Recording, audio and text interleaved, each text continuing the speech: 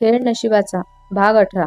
तेव्हाच मुलीकडचे येताना दिसले म्हणून प्रतापराव आणि सुगंधा त्यांच्या स्वागतासाठी पुढे आले. मग सायली आणि नाईलाजाने युगवीनेही त्यांच्या मागे गेले. मुलींची आजी, आजोबा, डॅडी पुढे होते आणि नवरी मुलगी तिच्या आईसोबत ती मागून येतच होती. प्रतापराव म्हणाले, नमस्कार, या या. प्रतापराव मुलींच्या आजोबांना हात जोडून म्हणाले होते. आजोबा म्हणाले, नमस्कार. मुलीच्या आजोबा सोबत बाकीचेही सगळे स्माईल करत घरामध्ये आले होते. नवरी मुलीने मान खाली घालून प्रतापराव आणि सुगंधांना वाकून नमस्कार केला होता. बाकीच्यांना हात जोडून नमस्कार केला. ती दिसायला अतिशय सुंदर होती. नाजूक शरीर होतं, गोरी पाण होती, गारे डोळे, लांब केस होते. तिने आज पैठणी साडी घालून महाराष्ट्रीयन साज घातलेला होता आणि चेहऱ्यावर लाजेची लाली होती म्हणून तिचं रूप अजूनच खुलत होतं. खूपच सुंदर दिसत होती ती आज. तर ही आहे मोनिका, आशिषची होणारी बायको. दिसायला खूपच सुंदर. आताच LMB ची परीक्षा देऊन पास झालेली. अतिशय हुशार मुलगी होती ती. आता वकील आहे म्हणजे हुशार तर असणारच ना. थोडा वेळ गप्पा मारून झाल्यानंतर सुगंधा म्हणाली, चला सगळ्या विधी करून घेऊयात का आपण आता? वेळ झालेला आहे. गुरुजीही आलेत. सुगंधा सगळ्यांना म्हणाली होती. आजोबा म्हणाले, हो हो चालेल ना. गप्पा तर नंतरच होतच राहतील. सुगंधा म्हणाली, चल बाळा. सुगंधा मोनिकाला म्हणाली. तसं मोनिका होकार मारत मान डोलवत तिच्यासोबत घराच्या बांधलेल्या छोट्या स्टेजवर गेली होती. तेव्हाच आशिषही स्टेजवर आला होता. मोनिकाने एक नजर त्याच्यावर टाकून लाजून खाली मान घातलेली होती. आशिषने मात्र तिच्याकडे बघितलं सुद्धा नाही. आशिषने आज शेरवानी घातलेली होती. तोही खूपच आकर्षक दिसत होता आज. अगदी युगवीर सारखाच. युगवीरचा भाऊ आहे तर दिसणारही तसाच ना. गुरुजी सांगितल्याप्रमाणे दोघांनी सगळ्या विधी पार पाडल्या होत्या आणि दोघांनी एकमेकांना अंगोठी सुद्धा घातलेली होती. मध्ये मध्ये मोनिका आशिषकडे बघत होती पण तो काही तिच्याकडे बघायला तयारच नव्हता. म्हणून थोडं वाईट तिला वाटतच होतं. पण तिने सध्या या गोष्टींकडे जास्त लक्ष दिलंच नाही. नंतर बघूयात असा विचार केला. पूर्ण परिवाराने एकत्र फोटो सुद्धा काढले. नंतर आलेले पाहुणे नवरा नवरीला एक एक करून भेटून फोटो काढून नंतर जेवणासाठी जाऊ लागले होते. आजी म्हणाली, सगळं अगदी मनासारखं झालं बघा. सगळे बाहेरचे पाहुणे गेल्यानंतर मुलीचा आणि मुलाचा परिवार हॉलमध्ये सोफ्यांवर बसून गप्पा मारत होता. तो आता साखरपुडा झालं, उद्या हळद, परवा लग्न. मग काय, आमची सून आमच्या घरी येणारच आहे. मी तर खूपच वाट बघतेय तिची. सुगंधा आज खूप खुश होती. आजोबा म्हणाले, आता आम्हाला निघायला हवं. खूप उशीर झालेला आहे. उद्याची तयारी सुद्धा करायची आहे ना आम्हाला. आजी म्हणाली, हो हो, खूप काम आहेत आमच्या मागं. प्रतापराव म्हणाले, ठीक आहे, उद्या भेटू मग. प्रतापराव स्माईल करत म्हणाले होते. सगळे एकमेकांना बाय करून निघून गेले आणि एवढा वेळ नुसताच पाहुण्याप्रेमाने फक्त सगळं बघत असलेल्या युगीरही रूममध्ये निघून गेला होता. जाताना सायलीकडे रागात बघायला विसरला नाही तो. पण तिचं लक्ष नव्हतं त्याच्याकडे म्हणून तिला ते समजलं सुद्धा नाही. मग सायलीने सुगंधासोबत मिळून उद्याची तयारी केली आणि तीही रूममध्ये निघून गेली. मोनिका तिच्या रूममध्ये बेडवर पालथी झोपून आशिष सोबत पुढच्या आयुष्याचं स्वप्न बघत होती. ती खूप खुश होती आज. आशिष तिला पहिल्या नजरेतच खूपच आवडलेला होता. तिचं मन फुलपाखरू बनून आशिषकडे उड्या मारू लागलेलं होतं. ती त्याच्या प्रेमात तर खूप आधीपासूनच होती पण आयुष्यात आता आलेली होती. कॉलेजमध्ये असताना तिला तो खूप आवडायचा होता. तेव्हापासूनच ती त्याच्यावर प्रेम करत होती. पण त्याला मनातल्या गोष्टी सांगायच्या आधीच काही फॅमिली प्रॉब्लेममुळं तिचा परिवार दुसऱ्या शहरात शिफ्ट झालेला होता. पण तरीही तो काही तिच्या मनातून गेलाच नाही. काही काळानंतर राहून तिने तिच्या आईला सगळं काही सांगितलं. मग तिच्या आईबाबांनी लग्नासाठी पुढाकार घेतला होता. एवढ्या प्रयत्नांनी तो तिच्या आयुष्यात आला होता म्हणून तिला आज जगातील सगळं सुख तिच्या पायाशी आल्यासारखं वाटत होतं. तिला खूप आनंद झालेला होता. चेहऱ्यांवर स्माईल घेऊन ती त्याचा फोटो हातात घेऊन त्याच्या स्वप्नात हरवून गेलेली होती. बॅकग्राऊंडला गाणं वाजत होतं. दीवाना है ये मन, क्यों पागल है धडकन, क्यों तुमसे मुझे प्यार आया है. युगवीरच्या रूममध्ये युगवीर म्हणाला, आज तू खूपच सुंदर दिसत होती. आता चेंजिंग रूम मधून कपडे बदलून आलेल्या सायलीकडे बघत युगीर म्हणाला होता. सायली म्हणाली, थँक्यू. युगीर म्हणाला, पण मला एक समजत नाही आहे. आपलं लग्न रजिस्टर पद्धतीने झालं असलं ना तरी लग्नच होतं ना. तेव्हा तू एवढं तयार झाली नव्हतीस. मग आज कोणाला दाखवायला तयार झालेली होतीस? युगीरने भुवई वर करून तिच्याकडे रोखून बघितलं आणि तिचा श्वास घशातच अडकलेला होता.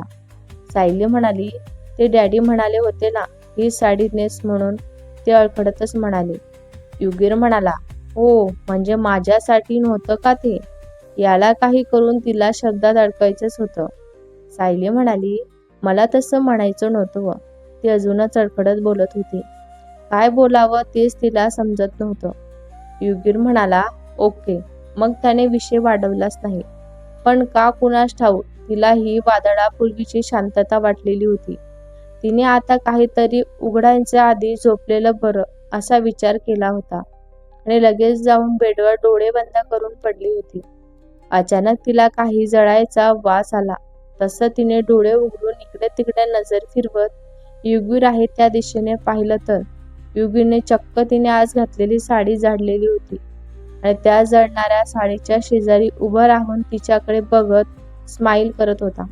युगीर म्हणाला, आज खूप थंडी वाजते ना म्हणून शेकोटी करत बसलेलो होतो मी. कम, तो किंचित कठोर आवाजात म्हणाला होता आणि तिला धसकी भरली होती. आता आपल्याला साडीसोबत जाळतो की काय म्हणून घाबरलेली होती ती. पण त्याने बोलवलेलं आहे तर जाणं भागच होतं तिला. त्याशिवाय पर्याय नव्हता तिच्याकडे. ती उठून हळूहळू पावलं टाकत त्याच्याकडे गेली. तो फक्त 4 पावलांच्या अंतरावरच होता. पण ती इतके लहान पावलं टाकत होती की 4चे 10 झाले होते. तरी ती जवळ जातच होती की त्याने तिला त्या आगींमध्ये धक्का दिला आणि ती पडणारच होती की लगेच तिला हवेत झेललं. तिने घाबरून पटकन घट्ट डोळे बंद केलेले होते. त्याने तिला लगेच झेललं तर होतं, पण अजूनही ती आगीच्या वर हवेत तरंगत होती. तिला त्या आगीच्या झळा लागतच होत्या. त्याने आपल्याला धरून ठेवलेलं आहे हे समजायलाच तिने डोळे उघडले. युगीर म्हणाला, आज तू इतरांना दाखवायला ही साडी घातलेली होतीस ना, म्हणून मी या साडीची ही हालत केलेली आहे. उद्या तुझीही अशीच करू शकतो मी. तो चिडून म्हणाला होता. तू जे काही करशील ते फक्त माझ्यासाठी करायला हवं, लक्षात ठेव. तो डोळ्यात राग आणून म्हणाला होता. ती अजूनही हवेत तरंगत होती. खालून आगीची झड लागत असल्याने तिच्या चेहऱ्यावर वेदना होतच होता. समजतंय का मी काय बोलतोय ते? की सोडू तुझा हात? ती काही बोलत नव्हती म्हणून किंचित हाताला झटका देत म्हणाला होता तो. सायली म्हणाली, हो हो, प्लीज मला बाजूला घ्या. तिने घाबरून त्याच्या शर्टवरील तिच्या हाताची पकड घट्ट केली. मग त्याने तिला बाजूला केलं. युगीर म्हणाला, फोडलं का तुला? आता तिच्या गालांवर हात ठेवून काळजीने विचारत होता तो. सायली म्हणाली, नाही. तिने स्वतःला सावरत उत्तर दिलं. लग्नाच्या दिवशी सकाळी सगळ्यांनी लग्नाची तयारी चालू केली. पाहुण्यांनी घर भरलेलं होतं. लग्न एका 5 स्टार हॉटेलच्या हॉलमध्ये तयार होणार होतं.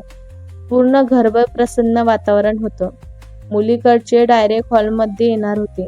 सायलीही रूममध्ये कोणती साडी घालू म्हणून विचार करतच कपाटांसमोर साड्या बघत उभी होती. युगीर म्हणाला, साऊ, मी तुझ्यासाठी साडी आणि त्यावर मॅचिंग ज्वेलरी आणलेली आहे आणि आज तू हेच घालणार आहेस.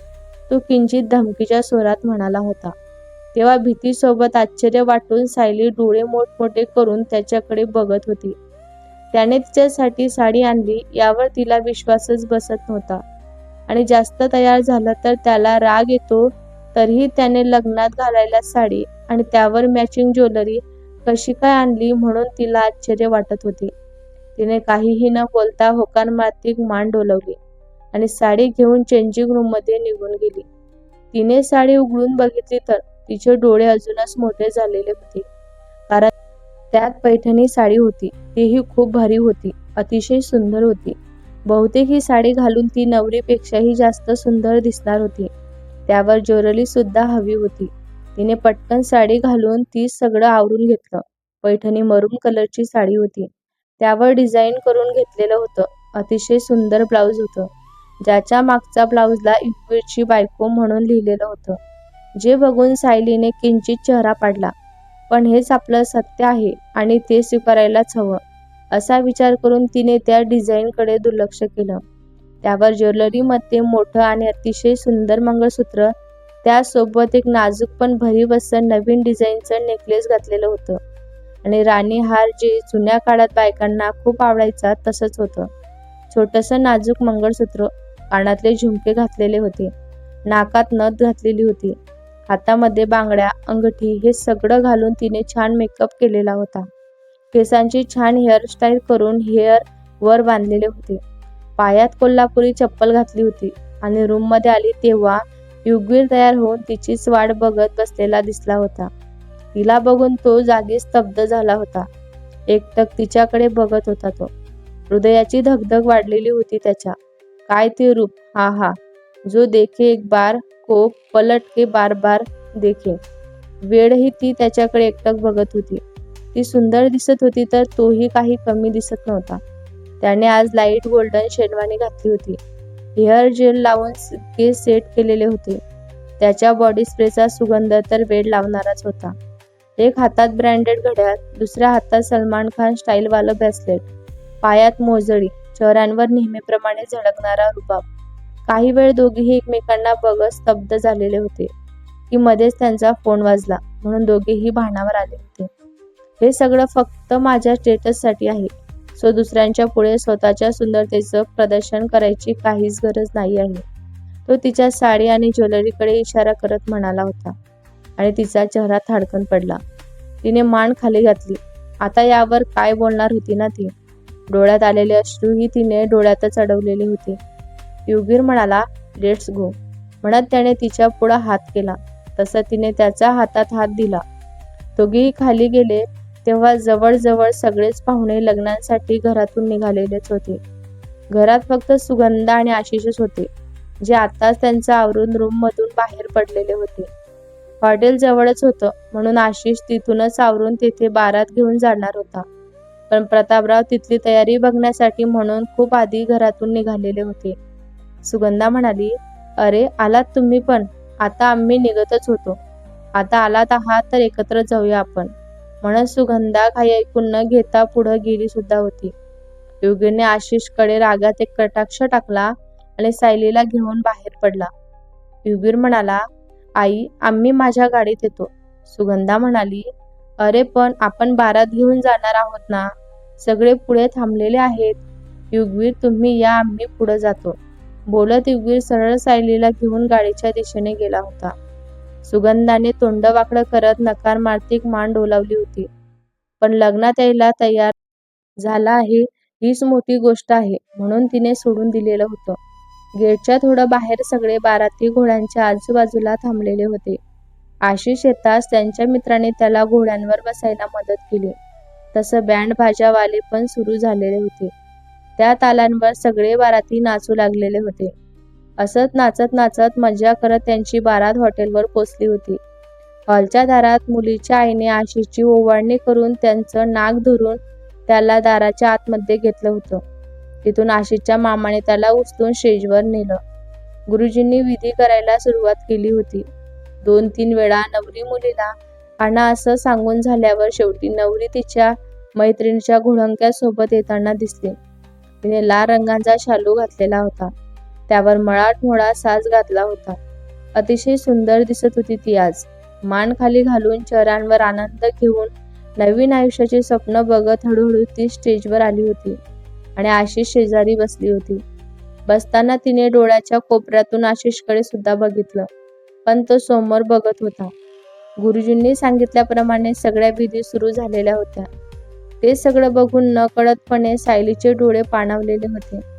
प्रत्येक मुलीने आपल्या लग्नासाठी काही स्वप्न पाहिलेली असतात ना, तिनेही पाहिलेलीच होती, जी कधीच पूर्ण होऊ शकणार नव्हती.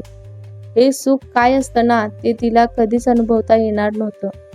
अचानक मंगळाष्टकांच्या आवाजाने ती जरा भानावर आली. समोर आशिष आणि मोनिका यांच्यामध्ये एक सफेद कापड धरून 2 व्यक्ती उभे होते आणि सगळे त्या दोघांवर फुलांच्या आणि अक्षतांचा वर्षाव करत होते. नंतर ते कापड बाजूला केलं गेलं. मग त्या दोघांनी एकमेकांच्या गळ्यात हार घातले होते. त्यानंतर आशिष मोनिकाच्या गळ्यात मंगळसूत्र घातलं आणि ती लाजून खाली बघत होती. नंतर त्यांनी अग्नीभोवती 7 फेरे सुद्धा घेतले. गुरुजींनी लग्न संपन्न झालं असं सांगताच सगळ्यांनी टाळ्या वाजवायला सुरुवात केली. मग फोटोशूट चालू झालेलं होतं आणि दुसरीकडे गाणे चालू झालेले होते. तसं काही जण नाचू सुद्धा लागले होते, तर काही जण जेवणासाठी जाऊ लागले होते. पण युगवीर एका ठिकाणी आरामात बसून फक्त सगळं काही बघत होता. त्याच्या चेहऱ्यावर ना दुःख होतं ना आनंद होता. चेहरा फक्त निर्विकार होता. त्याच्यासोबत सायलीही तेथेच बसून सगळं काही बघत होती. सुगंधा आणि प्रतापराव यांनी सुद्धा त्याला स्टेजवर येण्यासाठी आग्रह केला.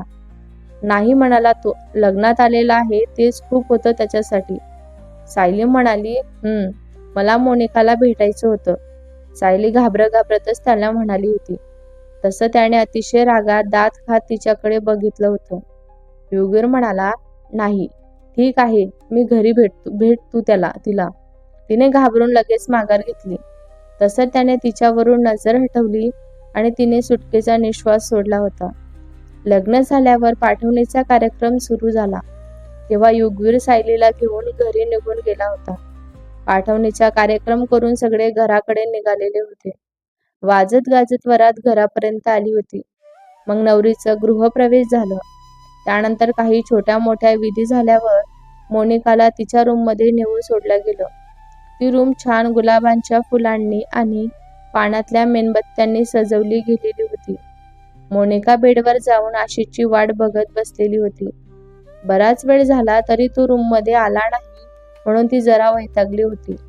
वाट बघत बघत तिला झोप कधी लागली तिला सुद्धा कळालं सुद्धा नाही. अचानक मध्यरात्री काही पडल्याच्या आवाजाने ती दचकून उठली. तेव्हा तिला आशिष डुलत येताना दिसला होता. तिने जमिनीवर बघितलं तर तिथे दुधाचा ग्लास फुटून त्याच्या काचा पसरलेल्या होत्या. तिने पुन्हा आशिषकडे बघितलं तर तो बेडवर येऊन तिला पाठमोळा झोपलेला दिसला होता. तिला काहीच कळत नव्हतं हे काय चालू आहे ते म्हणून. मोनिका म्हणाली, आशिष, तुम्ही एवढा उशीर का लावलेला आहे? लवकर यायचं ना घरी. आज आपलं लग्न झालेलं आहे आणि तुम्ही एवढा वेळ माझ्यापासून लांब राहू कसे शकता ना? मी वाट बघून झोपले सुद्धा होते. मोनिका किंचित नाटकी राग दाखवतच म्हणाली होती. आशिष म्हणाला, कारण मला तुझ्यामध्ये काहीच इंटरेस्ट नाही आहे, सो माझ्यापासून लांब राहायचं. आशिष तिच्याकडे रोखून बघत म्हणाला होता आणि ते ऐकून तिला धक्काच बसला. ती जागी स्तब्ध झालेली होती. तिचा घसाच कोरडा पडलेला होता आता. डोळे काठोकाठ भरलेले होते तिचे, पण तिने ते अश्रू बाहेर पडू दिले नाही. लग्नाच्या दिवशी एक नवरा आपल्या बायकोला असं कसं बोलू शकतो ना, त्याचं तिला आश्चर्य वाटत होतं.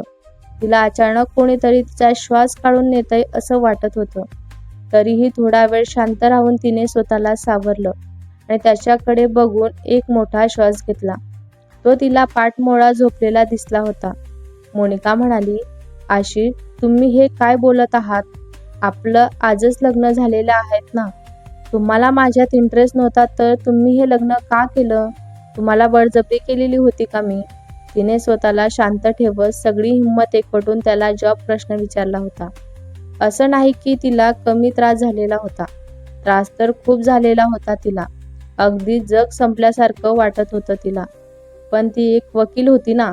इमोशनल होऊन विचार करणं तिच्या तत्वाला बसत नव्हतं. कितीही मोठं संकट आलं ना तरीही प्रॅक्टिकल विचार करत होती ती. रडत रडकुंडी बसण्यापेक्षा अडचणीतून मार्ग काढण्याचा विचार करायची ती. आशिष म्हणाला, माझ्या आईसाठी केलं मी हे लग्न. तिने जबरदस्ती केली म्हणून केलं मी हे लग्न. तो मागे वळून तिच्याकडे बघत म्हणाला होता. मोनिका म्हणाली, तुमच्या आईने जबरदस्ती केली म्हणून तुम्ही माझं आयुष्य खराब केलं का? मुळात माझ्या भावनांशी खेळायचा हक्क तुम्हाला दिलाच कोणी ना. मी तुमच्यावर प्रेम करते याचा अर्थ मी अन्याय सहन करेल असे अजिबात होत नाही. ती रागाने लाल झालेली होती आता. आशिष म्हणाला, मग आता काय करणार आहेस तू? केस करणार का माझ्यावर? ओके, जा कर मग, आय डोंट केअर. बोलून तो सरळ उठून रूममधून बाहेर निघून गेला होता आणि ती गेला नंतर शांत बसून होती. एका डोळ्यातून पाण्याचा थेंब गालांवर आलाच होता की यावेळी एक स्त्री कितीही धाडशी असेल ना तरी तिच्या नवऱ्याचं असं वागणं सहन करू शकत नाही. तिला त्रास तर होणारच होता ना. एका मिनिटासाठी तर डोकं काम करायचं बंद झालेलं होतं तिचं. पण तिने लगेच स्वतःला सावरलं. यावर मार्ग काढणं गरजेचं होतं तिला आता. फक्त प्रेम आहे म्हणून ती त्याच्यासाठी आयुष्यभर झुरत बसणार नव्हती ना, किंवा त्याने केलेला अन्याय सहन करणार नव्हती ना. तिने त्याला लग्नासाठी अजिबात जबरदस्ती केलेली नव्हती. तिच्या घरच्यांनी लग्नाचा प्रस्ताव पाठवलेला होता, जो त्याने त्याच्या मर्जीने स्वीकार केलेला होता. आता तो मागे हटू शकत नाही. तिने काहीतरी मनातच ठरवलं आणि झोपी गेली. बराच वेळ नुसतीच पडून होती. मग नंतर कधी झोप लागली तिला सुद्धा समजलं नाही. सकाळी तिला जाग आली तेव्हा तोही रूममध्ये नव्हता. तिने नकारमातिक मान डोलावली आणि उठून आंघोळीसाठी निघून गेली. तिचं सगळं आवरून झालं तेव्हा ती खाली आली. डायनिंग टेबलवर सगळे जमा झालेले होते. प्रतापराव, सुगंधा, आशिष, युगवीर, सायली सगळे जमा झालेले होते. सुगंधा म्हणाली, मोनिका बाळा, आलीस तू? ये, आम्ही तुझ्यासाठीच थांबलेलो होतो ग. बस. मोनिकाला आलेलं बघताच मोनिका म्हणाली. बोलताना सुगंधाने आशिषच्या शेजारच्या खुर्चीकडे इशारा करून तिला तिथे बसायला सांगितलेलं होतं. मग ती मान खाली घालून आशिषच्या शेजारच्या खुर्चीत जाऊन बसली आणि एक नजर त्याच्यावर टाकली तर तो निर्विकारपणे चेहरा करून समोर बघत बसलेला होता. जसं की शेजारी बसलेल्या व्यक्तीला तो ओळखतच नाही असा तो वागत होता. आणि ही गोष्ट तिच्या मनाला लागलेली होती. पण रात्री तो जे काही बोलला, पुढं ते काहीच करायचं ठरवलेलं होतं. तिने काही न बोलता नाश्ता करायला सुरुवात केली. सुगंधा म्हणाली, मोनिका बाळा, झोप झाली नाही का तुझी बरोबर? म्हणजे नवीन जागा आहे ना, तर काही त्रास तर नाही ना झाला तुला? सुगंधा काळजीने म्हणाली होती. मोनिका म्हणाली, नाही आई, आंटी झोप पूर्ण झाली माझी. सुगंधा म्हणाली, मोनिका बाळा, आता मला आंटी नाही म्हणायचं, आई बोल तू आता. सुगंधा स्माईल करतच म्हणाली. मोनिका म्हणाली, हो. मग कोणीही काही बोललं नाही. सगळेच आपापला नाश्ता करू लागले होते. युगवीर म्हणाला, सायली, चल, उशीर होतोय आपल्याला. युगवीरचं खाऊन होताच तो जागेवरून उठत सायलीला म्हणाला होता. सायली म्हणाली, हो. सायलीने तोंडापर्यंत नेलेला घास पटकन परत खाली ठेवला आणि घाईत उठून उभी राहिली. आणि तिची ही धडपड मोनिका बघतच होती. तिला सायलीचे हे वागणं जरा विचित्रच वाटलेलं होतं. सायली म्हणाली, ते मी माझी प्रस घेऊन येऊ का रूम मधून? ती अडखटच म्हणाली होती. युगवीर म्हणाला, शीताला सांग घेऊन येईल ती यायला. तू चल, मला उशीर होतोय आता. तो बोलून सरळ बाहेरच्या दिशेने निघून गेला. मग नाईलाजाने तीही घाईघाईत त्याच्या मागे निघून गेली. युगवीरच्या केबिनमध्ये संदीप म्हणाला, बॉस, या पेपरवर तुमची सही हवी आहे. संदीप एक फाईल युगवीरच्या पुढं ठेवत म्हणाला होता. मग युगवीरने सगळे पेपर वाचून सही केली. युगवीर म्हणाला, मी प्रॉपर्टी पेपर्स बनवायला सांगितले होते, ते झाले का? संदीप म्हणाला, येस बॉस. दर्शन ते पेपर घेऊन येतच असेल आता. युगवीर म्हणाला, ओके, कामाला लागा आता. मग सगळं व्यवस्थित झालंच पाहिजे. युगवीर काहीतरी विचार करतच म्हणाला. संदीप म्हणाला, ओके बॉस. बोलून संदीप निघून गेला. सायलीच्या केबिनमध्ये सीता म्हणाली, मॅडम, या वीकमध्ये आपल्याला जरा जास्तच लॉस झालेला आहे. सुरुवातीपासून जो लॉस होता ना, त्याच्यापेक्षा मोठा लॉस झालेला आहे आपल्याला. मला वाटतंय या विषयावर तुम्ही एकदा बॉस सोबत बोलायलाच हवं. त्यांना जरा जास्त एक्सपिरियन्स आहेत ना, ते काहीतरी मार्ग नक्की सुचव तुम्हाला. सीता एक फाईलमध्ये काहीतरी बघत सायलीला सांगत होती. सायली म्हणाली, हो, मलाही तसंच वाटतंय आता. मी आज घरी गेल्यावर बोलते त्यांच्याशी. सायलीही टेन्शनमध्येच होती. मोनिका म्हणाली, आई, मला तुमच्याशी काही बोलायचं होतं महत्वाचं. मोनिका आणि सुगंधा हॉलमध्ये बसलेल्या होत्या. सुगंधा म्हणाली, बोल ना मोनिका, काय बोलायचं तुला? सुगंधा स्माईल करतच म्हणाली. मोनिका म्हणाली, आई, हे लग्न आशिषच्या मनाविरुद्ध झालेलं आहे का? मोनिकाने कोणतेही आडेवेडे न घेता सरळ आणि स्पष्ट शब्दात विचारलेलं होतं. सुगंधा म्हणाली, नाही ग, का, काय झालं? सुगंधा थोडं गोंधळूनच म्हणाली. तिच्या चेहऱ्यावरून साफ दिसत होतं तिला याबद्दल काहीतरी माहिती असेल. मोनिका म्हणाली, आई, का रात्री आशिष मला म्हणाले हे लग्न त्यांच्या मनाविरुद्ध झालेले आहे आणि रूम मधून निघून गेले. मोनिकाने काहीच न लपवता सरळ सगळं काही सांगितलेलं होतं आणि सुगंधा थोडी अस्वस्थ सुद्धा झाली होती. सुगंधा म्हणाली, हो का, मी बोलते त्याच्याशी, तू काळजी करू नकोस, मी आहे ना, तू टेन्शन घेऊ नको. सुगंधा मोनिकाच्या डोक्यांवरून हात फिरवत तिला म्हणाली होती. मोनिका यावर काहीच बोलली नाही, पण तिच्या डोक्यांचे विचार करायला सुरुवात केलेलीच होती. तेव्हा समोरून आशिष येताना तिला दिसला. सुगंधा म्हणाली, अरे आशिष, कुठं जातोय तू? ही बघ, मोनिका घरात बसून बोर होते, तिला कुठेतरी बाहेर घेऊन जा. त्या दोघींकडे दुर्लक्ष करत घराबाहेर जात असलेला आशिष म्हणाला होता. आशिष म्हणाला, आई मला काम आहे, आशिष वैतागून म्हणाला. सुगंधा म्हणाली, आशिष, तुझं लग्न कालच झालेलं आहे आणि काय लगेच काम काम लावले तू? ते काही नाही, तू मोनिकाला घेऊन बाहेर जा. सुगंधा किंचित रागात आशिषला रोखून बघत म्हणाली होती. आशिष म्हणाला, ओके.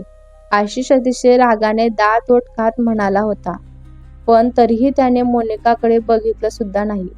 सुगंधा म्हणाली, जा बाळा, मस्त मजा करा, लवकर तयार होऊन येतो आता. मोनिका म्हणाली, हो आले मी लगेच. मोनिका चेहऱ्यावर खोटी स्माईल करतच म्हणाली होती आणि रूममध्ये निघून गेली. तिला दिसत होतं आशिषची इच्छा नव्हती तिला फिरायला घेऊन जाण्याची, पण सुगंधा म्हणाली म्हणून तो जबरदस्ती तयार झालेला होता. सुगंधा म्हणाली, काय बोललास तू तिला रात्री? ती एक चांगली मुलगी आहे, तिचं तुझ्यावर प्रेम आहे आणि तू आहेस की तिच्यासोबत असं का वागतोय, मूर्ख कुठला? मोनिका रूममध्ये जाता सुगंधा रागाने आशिषला म्हणाली होती. आशिष म्हणाला, आई, तू म्हणाली म्हणून मी हे लग्न केलेलं आहे, आता अजून काही अपेक्षा करू नकोस तू माझ्याकडनं. आणि आज जे तिला बाहेर घेऊन जातोय ना, ते शेवटचं असेल ना, तुला सांगून ठेवते. मी आहे, बाहेरच राहणार. बोलून आशिष सरळ बाहेर निघून गेला. सुगंधा म्हणाली, अरे आशिष, सुगंधा बोलतच होती की, पण तो ऐकायला थांबलाच नाही. सायलीच्या केबिनमध्ये ती खूप लक्ष देऊन एक फाईल बघत होती. कुठे कुठे आणि किती लॉस आहे आणि तो का झाला हे सगळं दुसऱ्या पेपरवर नोट करतच होती. तेवढ्यातच दरवाजा उघडला गेल्याचा जोरात आवाज आला, म्हणून तिने लगेच मान वर करून बघितलं होतं, तर समोर तोच होता, युगवीर. भेटूया पुढच्या भागात. हा भाग तुम्हाला कसा वाटला कमेंट करून नक्की सांगा. व्हिडिओ आवडला असल्यास लाईक करा, शेअर करा. नवीन असाल तर चॅनलला सबस्क्राईब करा. धन्यवाद.